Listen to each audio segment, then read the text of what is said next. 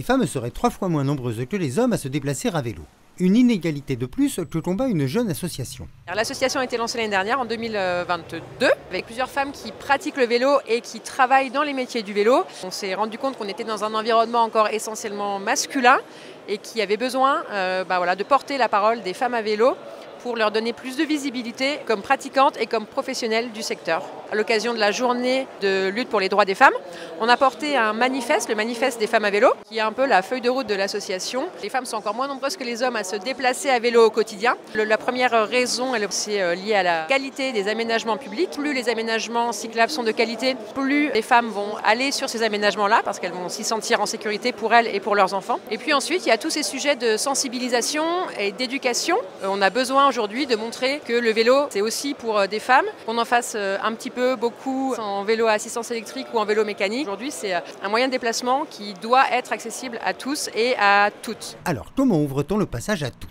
Plusieurs choses sont spécifiques au fait d'être une femme à vélo. On est une femme qui se déplace avant tout dans l'espace public et on est encore très souvent en proie aux violences sexuelles et sexistes qu'on connaît habituellement. Cependant, le vélo est justement un moyen idéal pour les femmes de se déplacer, notamment de nuit, à pied. C'est compliqué. Dans les transports en commun, c'est compliqué. On se sent vulnérable.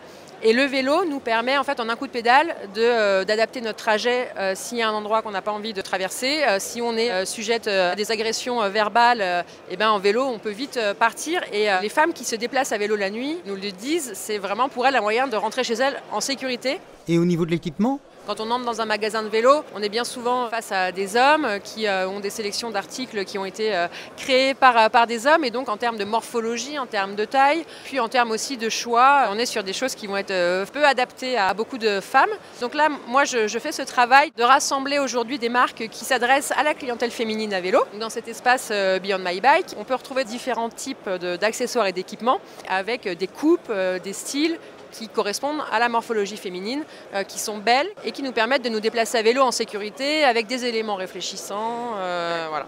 Réfléchissante donc et belle avec un casque viral. J'ai conçu le casque comme un accessoire féminin qui nous rend belle et en fait qui nous rend un peu unique parce que chacun de mes casques est unique. Unique, brillante et féministe, Susan et Suzette innovent avec l'attache jupette. L'accessoire qu'on a sorti récemment, c'est une innovation essentiellement pour les femmes. C'est donc les attaches jupettes. C'est un système qui vient se mettre sous la selle pour pouvoir venir clipser sa jupe ou sa robe afin que celle-ci ne se prenne pas dans les roues du vélo, qu'on n'ait pas d'accident ou alors qu'elle ne se soulève pas avec le vent et qu'on se sente obligé de devoir la maintenir avec sa main.